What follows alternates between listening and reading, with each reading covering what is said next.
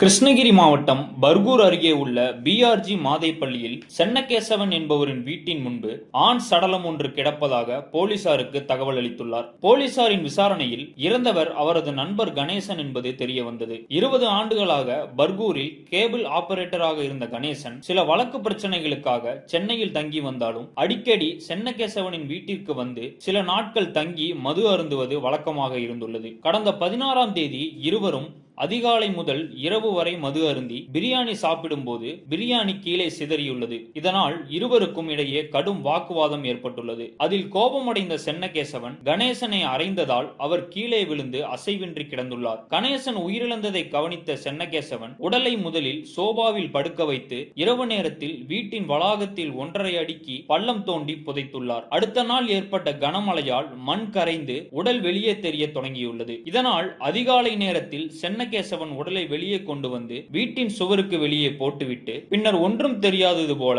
போலீசில் தகவல் கொடுத்துள்ளார். போலீசார் விசாரணையில் உண்மையில் வெளிவந்ததை தொடர்ந்து சென்னகேசவனை போலீசார் கைது செய்து நீதிமன்றத்தில் ஆஜர்படுத்தி சிறையில் அடைத்தனர். பர்கூரில் பாபநாசம் பட பாணியில் நண்பனையே கொலை செய்திருப்பது மக்களிடையே பெரும் அதிர்ச்சியை ஏற்படுத்தியுள்ளது.